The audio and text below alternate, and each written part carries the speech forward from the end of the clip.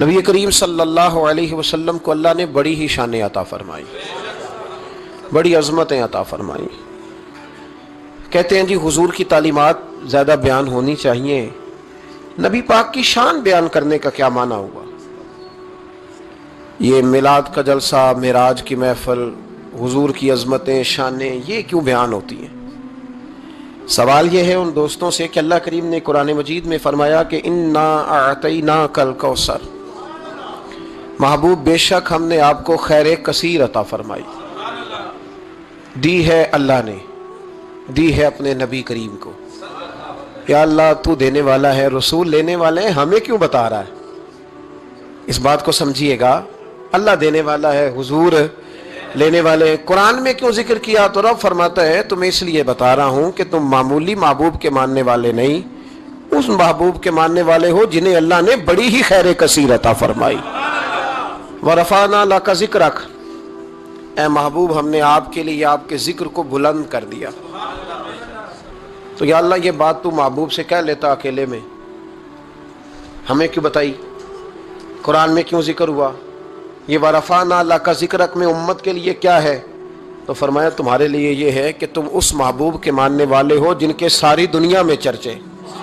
اعلیٰ حضرت فرماتے ہیں عرش پہ تازہ چھیڑ چھاڑ، فرش پہ طرفہ دھوم دھام، کان جدھر بھی لگائیے تیری ہی داستان ہے، کان جدھر بھی لگائیے تیری ہی داستان۔ تو نبی کریم علیہ السلام کی عظمتوں کا بیان، حضور کی شانوں کا بیان، نبی پاک کے تذکرے، وہ اس لیے ہیں تاکہ امت مسلمہ سر اٹھا کے جیے۔ تو یہ شرمندہ ہو کے جو لوگ باتیں کرتے ہیں نا، معاذ اللہ کمزوری دکھاتے ہیں، یہ اس کمزوری کو دور کرنے کا بہترین علاج یہ ہے کہ ہر گلی میں، ہر کوچے میں، ہر نگر میں میرے مصطفیٰ کی عظمتیں بیان کی جائے۔ ایک زمانے تک یہ جو دہریے قسم کے لوگ تھے نا، عقل کے پجاری، ایک زمانے تک یہ کہا کرتے تھے کہ حضرت سلیمان علیہ السلام کا تخت ہوا میں کیسے اڑتا تھا؟ 80 من اس کا وزن تھا تو وہ ہوا میں کیسے اڑتا تھا جی؟ کچھ لوگ اس پہ بیٹھے ہوتے تھے پھر بھی وہ ہوا میں اڑتا تھا۔ ہمارے اس زمانے کے علماء اس کا جواب دیتے تھے، وہ تخت جی ہوا میں کیسے اڑتا تھا؟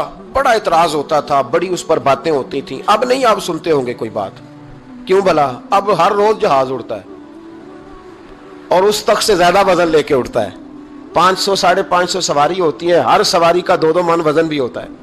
اور جب پائلٹ اعلان کرتا ہے نا کیبن سے کہ ہم 38,500 فٹ کی بلندی پہ جا رہے ہیں، تو کوئی شخص اعتراض نہیں کرتا۔ اب چھوڑ گئے حضرت سلیمان کے تخت پر اعتراض کرنا، اس لیے کہ سارے اوڑ کے آتے جاتے ہیں۔ اب ذرا ٹھہر گئے ہیں، اب یہ ٹینشن ختم ہو گئی کہ حضرت سلیمان کا تخت کیسے اڑتا تھا۔ پھر ایک نیا اعتراض شروع ہو گیا، الم تر کیف فعل ربک باصحاب الفیل، کہ اتنا چھوٹا سا کنکر اور اتنا چھوٹا سا بابیل اور اتنے بڑے ہاتھی کو کنکر مارے، تو اتنے سے کنکر سے ہاتھی کیسے مر جاتا ہے؟ بڑی پریشانی تھی بھئی، کنکر چھوٹا ہاتھی بڑا کیسے مر گیا؟ پھر اللہ نے فضل کیا تو بندوق کی گولی ایجاد ہو گئی، کہنے لگے نہیں نہیں، پریشر سے لگے تو ہاتھی ماری جاتا ہے۔ اب اس کے بعد دوبارہ اس بات پر اعتراض نہیں کرتے۔ پہلے کہتے تھے کہ انسان کیسے جاتا ہے، کیوں کر جا سکتا ہے، ممکن کیسے ہے، یہ مطلب کیسے ہو گیا، معراج کیسے ہوئی؟ تو پھر ایک بندہ چاند سے تو ہو آیا ہے، اور جس نے وہ بندہ چاند پہ اتارا ہے اس نے کہا ہے کہ یہ آخری منزل نہیں، اس سے آگے بھی انسان جا سکتا ہے۔ تو میرے مصطفیٰ کریم نے فرمایا تم تو اب جانے کی باتیں کرتے ہو نا، جہاں تک میں ہو آیا ہوں تم سوچ بھی نہیں سکتے۔ کوئی رہ فلک اتے یار گیا، کوئی جا سدراتے ہار گیا، ایک کالیاں زلفاں والا سی جڑا لنگ عرشاں تو بھی پار گیا۔ فرمایا تم نہیں نہ جا سکتے، تم کچی باتیں، کمزور باتیں۔ اور ایک اور بات میں آپ کو عرض کروں، نبی کریم علیہ السلام کے لیے یہ کام اتنا مشکل نہیں تھا جتنا قوم سمجھتی ہے نا۔ وہ ہمارے اپنے کچھ نادان دوست ہیں، اپنی عقل چھوٹی ہوتی ہے تو وہ اس عقل میں کیا کیا آئے گا، اتنی کچھ چیز ہوتی ہے اس میں اتنا ہی سامان آتا ہے نا، تو اپنی عقل چھوٹی ہوتی ہے تو بجائے اس کے کہ وہ ایمان لے آئیں اللہ تک کی حکمتوں پر، وہ عقل کے ترازو پر چھوٹی سی عقل کو پریشان کرتے ہیں۔ چھوٹا سا دماغ ہوتا ہے، ہر وقت ٹینشن میں رہتے ہیں، وہ جی کیسے گئے، کس طرح کر کے گئے۔ تو میں کہتا ہوں نبی کریم کے لیے یہ مسئلہ ہی کوئی نہیں، حضور کے لیے یہ کوئی مسئلہ۔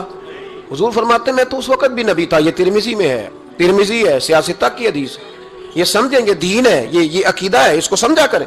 فرمایا میں تو اس وقت بھی نبی تھا جب آدم علیہ السلام کی مٹی گوندی جا رہی تھی۔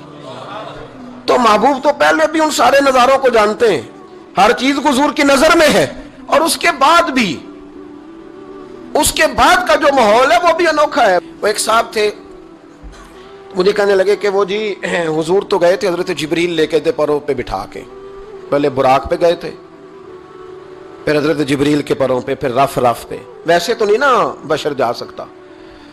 تو میں نے کہا چلو مہربانی کرو تم بھی کسی دن براق پہ بیٹھ کے چکر لگا ہی جاؤ، کوئی کوشش کرو نا یار، کسی جگہ پہ ٹھہرو تو صحیح۔ عجیب فلسفہ کہتے حضور، تو میں نے کہا چلو وہ تو رف رف تھی، حضرت جبریل کے پر تھے، براق تھا، تو وہ جو نبی پاک بعد میں 9 مرتبہ گئے اور آئے، حضور 50 نمازیں لائے نا، تو حضرت موسیٰ نے کہا کہ محبوب نہیں پڑھی جائیں گی، تو حضور گئے، 5 کی معافی ہوئی، پھر آئے تو حضرت موسیٰ نے کہا کہ محبوب نہیں، یہ نہیں ہوگا۔ یہ بھی نبی پاک کی فرما برداری ہے اللہ کی بارگاہ میں۔ حضور نہیں کہتے ٹھیک ہے یا اللہ تو 50 کہتا ہے تو 50 ہی قبول ہے۔ حضرت موسیٰ نے کہا محبوب نہیں، آپ کہیں، آپ کہیں۔ اور یہ حضرت موسیٰ کے دل میں بات بھی اللہ نے ڈالی، یہ بھی اللہ نے ڈالی کہ آپ میرے محبوب سے کہیں، انہوں نے نہیں کہنا، ان کو تو جو کہہ دیا جائے قبول ہے۔ حضور واپس گئے تو 9 چکر لگائے نبی کریم نے۔ اس کا مطلب ہے کہ اب وہ جو 9 چکر حضور گئے اور آئے تو وہ حضرت جبریل کے پروں پہ لگائے تھے۔ کسی جگہ کسی روایت میں ملتا ہے کہ حضور نے فرمایا جبریل ادھر لا، دوبارہ براق پھر جانا ہے، ادھر پر دوبارہ لا یا براق دوبارہ لا۔ 9 دفعہ گئے اور 9 دفعہ آئے، پھر مان لو کہ تیرے لیے 2-4 قدم عرش بری ہے، تیرے لیے 2-4 قدم عرش بری ہے۔ محبوب کی عظمت کو سمجھو، حضور جب چاہے، جس وقت چاہے، جس وقت چاہے، جس وقت دل چاہے۔ یہ تو میرے محبوب کا آنا جانا ہے، یہ تو رسول پاک کا آنا جانا ہے۔ حضور کا جب جی چاہے آئیں، جب جی چاہے جائیں۔ حضور نماز پڑھا رہے تھے، یہ صحیح مسلم کی حدیث ہے۔ مسلمانوں ساری زندگی آنکھیں کھول کے، دل کھول کے، خوشبو کی طرح مہک کر، پھولوں کی طرح تازہ تر و تازہ رہ کے زندگی گزارو، اس لیے کہ رب کریم نے تمہیں شانوں والا رسول عطا فرمایا ہے۔ طبیعتیں ٹھنڈی رکھو، مزاجوں میں سکون رکھو، خوش ہو جایا کریں حضور کا۔ آپ یقین کریں کسی جگہ محفل میلاد لکھا ہوتا ہے تو طبیعت ٹھنڈی ہو جاتی ہے کہ یہاں میرے نبی کی نعتیں پڑھی جائیں گی۔ کسی جگہ محفل معراج لکھا ہوتا ہے تو طبیعت ٹھنڈی ہو جاتی ہے، یہاں حضور کا ذکر ہوگا۔ یہ نا اپنے دل میں شوق پیدا کریں۔ جو لوگ کہتے ہیں نا بڑے دکھ ہیں، تو حضور کی نعت سن کے راضی ہونا سیکھیں، اللہ انہیں سکھ عطا فرمائے گا۔ جو کہتے ہیں بڑے پریشان رہتے ہیں، تو وہ حضور کے درود و سلام سے راضی ہونا سیکھیں، اللہ سکون عطا فرمائے گا۔ سنگیو یاد رکھو، جو کہتے ہیں کہ دل بے قرار رہتا ہے، اپنے دل کو حضور کی تعریف سے جوڑ لے، رب تیرے دل کو سکون عطا فرمائے گا۔ خوش ہونا سیکھیں حضور کا نام سن کے، ٹھنڈا ہونا سیکھیں، طبیعتوں کو، کلیجوں کو ٹھنڈا کرنا سیکھیں، اللہ راحت عطا فرمائے گا۔ لیکن اگر بحث ہی بحث کرنی ہے تو کیسے جی، کس طرح جی، کس حال میں۔ اب میں بڑی تنقید کرتا ہوں پیسے لینے والوں، طے کرنے والوں پر، تو کئی دفعہ تکلیف بھی بڑی ہوتی ہے۔ ایک بندہ بڑی پیاری نعت پڑھ رہا تھا، بڑی پیاری، میں بھی سٹیج پہ موجود تھا، تو ایک صاحب سے میں نے کہا کہ یار آج تو مزہ آ گیا، کلام سننے کا لطف آ گیا۔ تو کہنے لگا اس نے 40,000 بھی لیا ہم سے۔ تو میں نے کہا یار ٹھیک ہے، اگر اس نے لے ہی لیا ہے نا تو تمہیں بحث کرنے کی کیا ضرورت ہے؟ جتنی اچھی وہ نعت پڑھ رہا ہے نا، میرے خیال میں 40,000 بھی تھوڑا ہے، اس کو زیادہ دینے چاہیے تھے۔ اور اگر اس نے لے لیے، اب دے دیے، تو اب بحث کرنے کی کیا ضرورت ہے؟ اب تو مزہ لینا چاہیے کہ میرے نبی کا ذکر کر رہا ہے۔ وہ جو لے دے رہا ہے وہ اللہ اس سے حساب لے لے گا نا خود ہی قیامت میں۔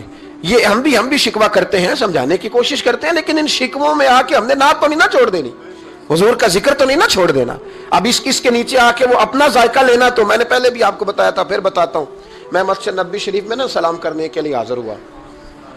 اب تو میرے جیسے بندوں کو نقاب کر کے جانا پڑتا ہے نا، اس وقت ذرا جلدی چلے جایا کرتے تھے، موقع مل جاتا تھا۔ تو میں نا بابو سلام سے داخل ہوا تو ایک بابا جی بڑے سادے سے، پگڑی بھی سادی، طبیعت بھی سادی، تو اپنی موج میں وہ جا رہے ہیں۔ مواجہ شریف پہ حاضر ہوئے تو اس نے کہا چل حاجی نکل، دھکے دیتے ہیں نا، ان کی موج ہے، وہ دھکے دے رہے تو بابا بڑا راضی ہے، یعنی طبیعت بتاتی ہے جس نے راضی رہنا ہوتا ہے، جس کا دل کرتا ہے راضی رہنے کو، اللہ توفیق بھی دے ہی دیتا ہے۔ اور کچھ بیچارے دنیا میں آئی پریشان رہنے کے لیے، ان کا پروگرام ہی نہیں خوش ہونے کا، اللہ ماشاءاللہ، ان کو بڑی ٹینشن ہوتی ہے، ادھر سے بھی ٹینشن، ادھر سے بھی ٹینشن، کوئی ہنس کے ملا تب بھی ٹینشن، نہ ہنس کے ملا تب بھی ٹینشن، پریشان ہی رہتے ہیں، مزاج بن جاتا ہے۔ بابا جی بڑے فریش تھے، بڑی طبیعت ٹھنڈی، اس نے دھکے دیے، کہا چل حاجی اللہ۔ تو بابا پتہ کیا کہتے تیری خیر ہوئے پہرے دارا، اے روزے دی جالی چوم لین دے۔ تو وہ کہتے چل نکل، کہتا تیری خیر ہوئے پہرے دارا، روزے دی جالی چوم لین۔ میں نے اس بابا جی سے بڑی تربیت لی، میں جب بھی ان کو یاد کرتا ہوں میرا دل بڑا ٹھنڈا ہوتا ہے۔ وہ پھر اس نے تیسرا دھکا دیا، چل نکل، پاپا پھر کہتا تیری خیر ہوئے پہرے دارا، روزے دی جالی۔ اور وہ بندہ بالکل عربی النسل تھا جو دھکے دے رہا تھا، باہر نکلے، مجھے بھی دھکا دیا، بابا جی کو، ہم باہر نکلے تو میں کہا بابا جی انہوں کو تو تہاڈی بھی سمجھ آندی سی، ਕਹਿੰਦਾ ਪੁੱਤਰ ਮੈਨੂੰ ਵੀ ਪਤਾ ਹੈ, ਮੈਂ ਤੇ ਆਪਣਾ ਰਾਂਝਾ ਪੈ ਰਾਜ਼ੀ ਕਰਦਾ ਸੀ, اور ਮੈਨੂੰ ਪਤਾ ہے ਉਹਨੂੰ ਨਹੀਂ ਸਮਝ ਆ ਰਹੀ, ਮੈਨੂੰ ਪਤਾ ہے ਉਹਨੂੰ ਕੀ ਪਤਾ, ਮੈਂ ਤੇ ਪੰਜਾਬੀ ਚ ਲਗਾ اپنا. تو بھائی جس نے رانجھا راضی کرنا ہے نا اس نے رانجھا راضی کر ہی لینا ہے. میں نے ایسے لوگ بھی دیکھے ہیں جو چھوٹے سے بچے کو کھڑا کر کہتے ہیں بیٹے مولا جا صلی اللہ علیہ وسلم آتا ہے؟ آتا ہے، چل سنا میرا پتر. وہ بچے نے اس کو قصیدہ سنایا تو بابا جی 10 روپے دے کے اپنا رانجھا راضی کر کے نکل گئے. جس نے اعتراض کرنا ہے وہ سارا دن اسی چکر میں پڑا ہوا ہے، 50 لیا ہے، 40 لین دین. بھائی تو جو لیتا ہے نا تو اس کو جان چھوڑ، تو یہ دیکھ کے تیرے محبوب کا ذکر کرتا ہے نا، تو رسول اللہ کی بات سن. اب سننا تو انہی سے ہے نا. ہم دعا کرتے ہیں اللہ انہیں بھی توفیق ہدایت عطا کرے کہ پیسے لینے والے سیانے ہو جائیں. اور سارے لیتے بھی نہیں، تو ان سے سن لیا کر جو نہیں لیتے. سن تو صحیح نا، اپنا رانجھا تو راضی کرنا، شوق تو بیدار کر، طبیعت میں ٹھنڈک تو پیدا کر. میرے رسول کریم علیہ السلام کی جو شانیں ہیں، حضور کی جو رفعتیں ہیں، نبی پاک کی جو بلندیاں ہیں، رسول پاک کی جو حضور کو اللہ نے اکرام دیا ہے، وہ گلاب کی طرح طبیعت کو مہکا دیتا ہے. جب ہم چیزیں پڑھتے ہیں تو طبیعت ٹھنڈی ہو جاتی. ہمارے حضرت صاحب کا طریقہ تھا، کوئی حضور کی شان والی روایت پڑھتے نا تو رات کو کتاب پہ نشانی لگا لیتے، اور صبح نا وہ کتاب پکڑی ہوتی تو کہتے ادھر آ بھائی یہ دیکھ کیا لکھا ہے قاضی ایاز صاحب نے، یہ دیکھو کیا لکھا ہے کہ نبی کریم علیہ السلام نے فرمایا اللہ تعالیٰ قیامت کے دن میری سفارش پڑھنا 70,000 امتیوں کو بغیر حساب کتاب ہی جنت میں داخل کر دے. یعنی ان سے کھڑا کر کے پوچھے گا بھی کوئی نہیں کہ کیا کیا، 70,000 بغیر حساب کتاب. یہ دیکھو کتنی شان والی بات. تو وہ ٹھنڈا کرنا چاہتے تھے نا اپنے دل کو، تو ان کے دل ٹھنڈے ہو جاتے تھے. ایک بات سننا تو طبیعت پھولوں کی طرح مہک جاتی. ایک حدیث پڑھتے تھے تو اسی کے سکون میں رات کو سو جاتے تھے. پروگرام بنائے کہ حضور کی جب تعریف ہو، جب موقع تو پھر طبیعت ٹھنڈی ہو. سنیں میں نے کہا 2-4 قدم عرش بری ہے. نبی کریم علیہ السلام نماز پڑھا رہے تھے، زور کی نماز تھی یا عصر کی نماز تھی، صحیح مسلم میں موجود ہے. حضرت ابو ہریرہ فرماتے ہیں نماز پڑھاتے پڑھاتے نبی پاک نے قدم آگے کیا. نماز پڑھاتے پڑھاتے قدم آگے کیا اور یوں ہاتھ اٹھایا پھر واپس کر لیا. اب نماز پڑھ کے نا تو سلام پھیرا تو صحابہ عرض کرنے لگے یا رسول اللہ صلی اللہ علیہ وسلم وہ نماز میں پیر بھی آگے کیا تو ہاتھ بھی اٹھایا، تو وجہ کیا تھی؟ پہلا سوال تو یہ ہے کہ آپ لوگ نماز پڑھ رہے تھے یا حضور کو دیکھ رہے تھے؟ تو صحابہ تو پہلے ہی بتاتے ہیں کہ بھئی ہم تو پہلی صف میں نماز اس لیے پڑھتے تھے کہ نماز بھی ہوتی رہتی تھی اور چپ کے محبوب کی دید بھی ہوتی رہتی تھی. حضور سے پوچھا یا رسول اللہ وہ نماز پڑھتے پڑھتے قدم آگے بڑھایا آپ نے تو پھر پیچھے کر لیا کیا تھا، اور ہاتھ اٹھایا تو پھر آپ نے نیچے کر لیا. تو نبی کریم فرمانے لگے نماز پڑھاتے پڑھاتے جب میں نے کہا نا سمی اللہ لمن حمیدہ، اچانک میری نظر اٹھی تو جنت میں چلی گئی. نظر اٹھی تو جنت میں. تو محبوب فرماتے ہیں جب میری اوپر نظر گئی نا تو میں نے دیکھا کہ انگوروں کا ایک خوشہ لٹک رہا ہے جنت میں. تو میں نے ہاتھ بڑھایا کہ توڑ لوں. حضور کھڑے ہیں مسجد نبوی میں اور فرماتے ہیں کہ میں یہاں کھڑے ہو کے ہاتھ اونچا کروں تو میرا جنت تک پہنچ جاتا ہے. فرمایا میرا ارادہ ہوا کہ وہ خوشہ جنت کا توڑ لوں، اور ذرا میں نے پیر آگے بڑھایا ہی تھا تو میرے دل میں خیال آیا کہ جنت راز ہے تو راز ہی رہنی چاہیے. یہ راز کھول گیا تو مزہ نہیں آئے گا. تو میں نے پھر وہ ہاتھ واپس کر لیا. صحابہ کہتے ہیں جب نبی کریم نے یہ بیان کیا تو ہمارے چہرے نے تجسس سے کھیل اٹھے. تجسس سے ہم کوئی بات اور بھی سننا چاہتے تھے. تو محبوب فرمانے لگے اگر میں وہ خوشہ توڑ کے لے آتا اور تمہیں دے دیتا تم قیامت تک بھی کھاتے رہتے تو تم سے ختم نہیں ہونا تھا. یہ صحیح مسلم کی حدیث ہے. او بھائی میرے رسول کریم کے واقعہ معراج پہ شکوہ کرنا، کہنا سمجھ میں نہیں آتی کیسے گئے تھے. تو جو چاہے تو ہر شب ہو مثال شب اسرا. نبی کریم صلی اللہ تعالی علیہ وسلم فرماتے ہیں میں ام ہانی کے گھر میں سویا ہوا تھا، کوئی آنے والا آیا، اس نے مجھے جگایا. اور جو لفظ ہیں حدیث میں بڑے شاندار ہیں. محبوب فرمانے لگے جبریل امین کہنے لگے یا رسول اللہ چلیے رب آپ کی ملاقات کا شوق رکھتا ہے. اللہ آپ کی ملاقات کا شوق. یہاں بھی بڑی پریشانی ہوتی ہے بعض لوگوں کو، پتہ نہیں کیوں اتنے پریشان ہوتے ہیں. کہتے ہیں جی حضور تو حضرت جبریل سے مل کے واپس آ گئے. حضرت جبریل سے مل کے نا نبی کریم واپس آ گئے. مجھے اس بات کی سمجھ نہیں آتی کہ اگر حضور اللہ سے مل لیں تو کسی بندے کا اس میں نقصان کیا ہے؟ کیا مطلب ٹینشن کس بات کی ہے؟ اتنی پریشانی، اتنی موٹی کتابیں لکھ دی کہ نبی پاک نے اللہ کو نہیں دیکھا، حضرت جبریل سے ملاقات کر کے حضور واپس آ گئے. یعنی میں سمجھنا چاہتا ہوں، میری سمجھ میں آیا نہیں. میں نے بڑی عقل دوڑائی ہے کہ اگر حضور اللہ کو مل لیں، ملاقات ہو جائے. قرآن کہتا ہے وجوہ یومئذ ناظرہ الی ربہا ناظرہ، قیامت کے دن چہرے چمکیں گے اس لیے کہ اپنے رب کا دیدار کریں گے. میں بھی کروں گا انشاءاللہ، آپ بھی کریں گے۔ کہا چہرے چمکیں گے اس لیے کہ مومن اپنے رب کا دیدار، وہ میرے بھائی اگر ہر مومن دیدار کر سکتا ہے، اور قرآن کہتا ہے نبی کریم علیہ السلام اگر اللہ کریم کا دیدار کر کے واپس آئیں تو اتنی زیادہ پریشانی علامہ صاحب کو، شیخ کو اتنی ٹینشن، اتنے زیادہ وہ آوازار ہوئے کہ اتنی موٹی کتاب لکھ دی، اور ادھر سے دلیل لائے کھینچ کے، ادھر سے دلیل لائے، اللہ کا تو ادراک ہی کوئی نہیں کر سکتا، دیکھ ہی کوئی نہیں سکتا، ممکن ہی نہیں تھا۔ حضور تو گئے تھے حضرت جبریل سے ملنے، تو میں نے کہا آپ کو غلطی لگ گئی، وہ اس لیے کہ شیخ محقق شاہ عبد الحق صاحب محدث دہلوی رحمۃ اللہ لکھا ہے کہ کسی نبی کے پاس حضرت جبریل صرف 11 مرتبہ ہے، اور کسی پیغمبر کے پاس 21 مرتبہ ہے، کسی کے پاس 30 مرتبہ ہے، اور نبی کریم علیہ السلام کی بارگاہ میں حضرت جبریل امین نے 24,000 مرتبہ حاضری دی ہے۔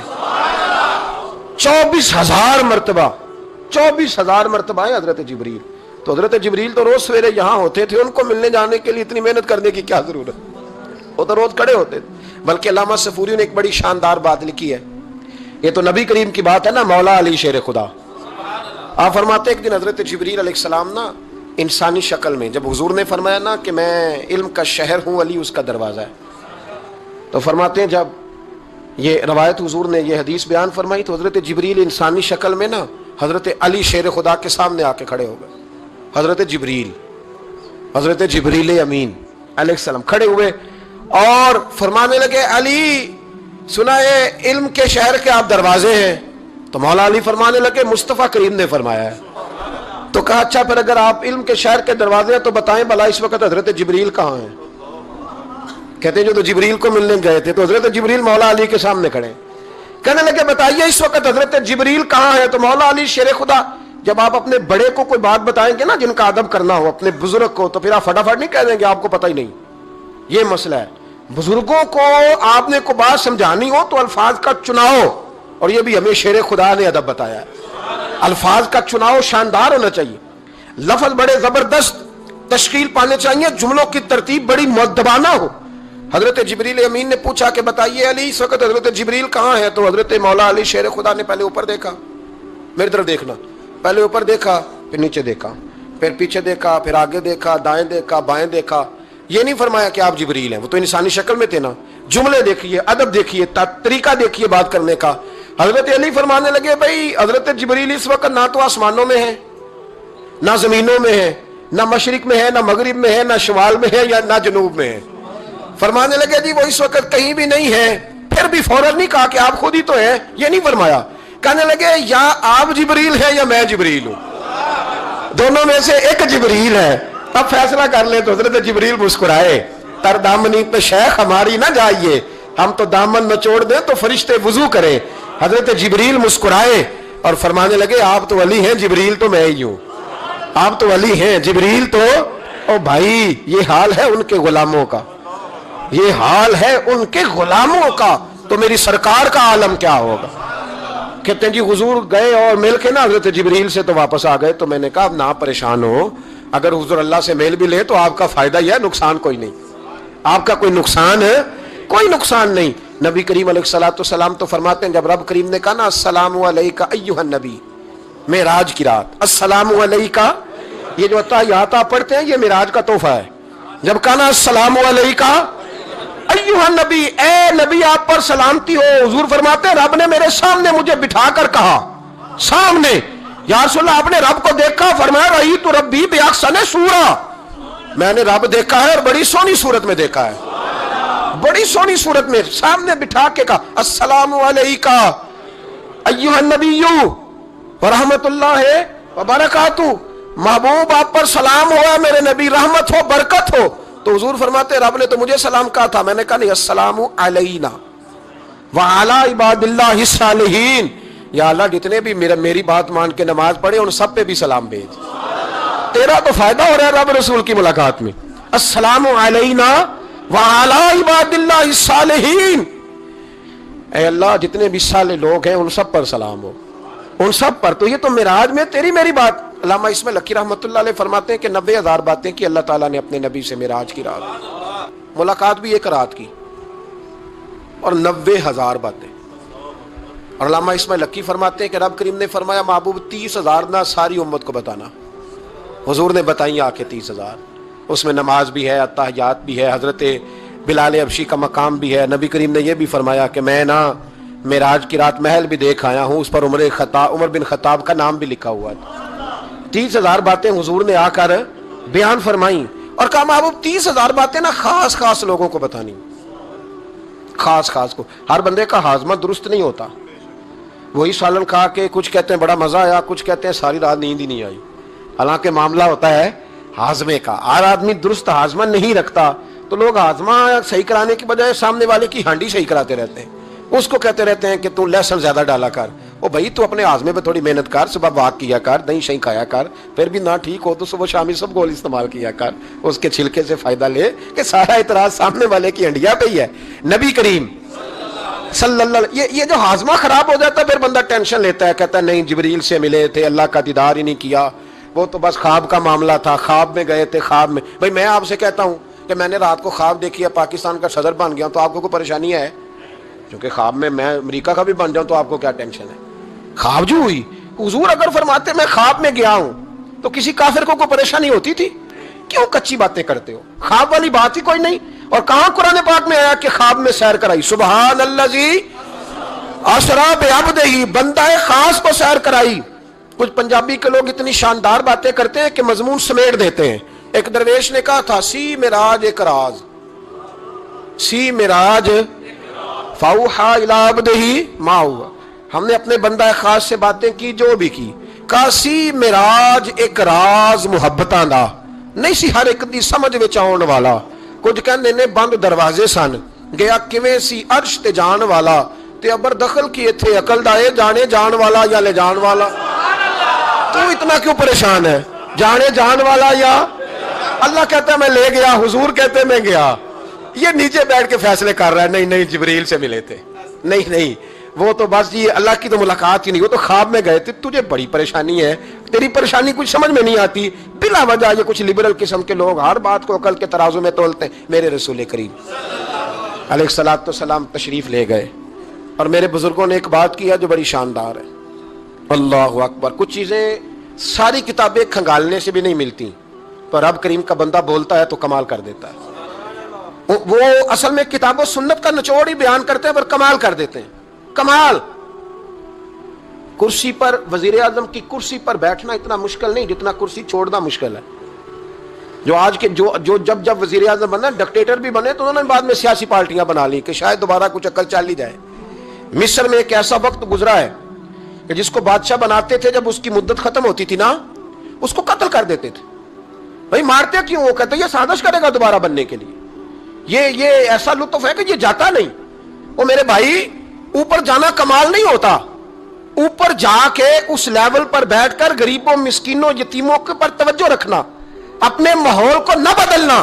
یقین کریں دنیا میں ایسے بہت سارے وقت آتے ہیں کہ انسان بڑا اونچا اڑ سکتا ہے, بڑے بڑے اسے پھر منصب بدلتے ہیں, جگہ بدلتی ہیں, آفریں ہوتی ہیں, وہ جہاں مرضی جا سکتا ہے, لیکن اپنے آپ کو کھڑا رکھنا ایک مشکل مقام ہوتا ہے. او بھائی پرانا سجن مل جائے تو لوگ, وہ کلاس فیلو جو کبھی پڑھا کرتا تھا تو لوگ کہتے ہیں ساڈے پنڈ وچ رہندا سی, وہ دوستی وہ گوارا کرنا پسند نہیں کرتے. قربان جاؤں مدینے کے چاند پہ. انسان بھول جاتا ہے, اب یقین کریں بھول جاتا ہے, جب وہ کھڑا ہوتا ہے نا بارسلونا کے ایئرپورٹ پہ, اور جب وہاں اس کا انٹرویو لیا جاتا ہے, جیو والے وہاں پہنچتے ہیں, مانچسٹر کے اڈے پر جب وہاں ایکسپریس نیوز پہنچ کے پوچھتی ہے کہ آپ کو کیسا لگا یہ دورہ, وہ کہتا ہو میں پتہ نہیں کون سی ہستی ہو گیا ہوں. پھر لوگ بات کرتے ہیں تو جملوں میں یوں لگتا ہے کہ تکبر چھلکتا ہے. بڑا مشکل ہے اونچا اڑنے کے بعد غریبوں کو مسکینوں کو یاد رکھنا. اور حضور تو اس جگہ گئے تھے جہاں ایک تجلی دے کر حضرت موسیٰ علیہ السلام جیسے پیغمبر بے ہوش ہو گئے. حضور فرماتے ہیں جب میں گیا تو ادھر بھی نور تھا, ادھر بھی نور تھا, آگے بھی نور تھا, پیچھے بھی نور تھا. ایک تجلی گری, لوگ پریشان ہو گئے. ایک تجلی گری تو حضرت موسیٰ کلیم ہر چیز بھول گئے. اور حضور فرماتے ہیں نور کے حالے تھے, آگے بھی پیچھے بھی دائیں بھی. اس نور کی تجلیوں میں بٹھا کر عرش کے مالک نے جب پوچھا کہ محبوب کوئی بات کر, حضور فرماتے ہیں مجھ سے نہیں بھولا گیا.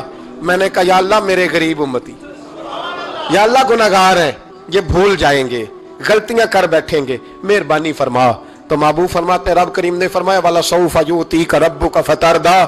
محبوب اگر تو یہاں نہیں نہ بھولا ہم بھی تجھے ناراض نہیں کریں گے, تجھے اتنا دیں گے کہ تو ہم سے راضی ہو جائے گا. تو راضی ہو جائے گا بھائی, راضی ہو جائے گا. میرے نبی کریم علیہ السلام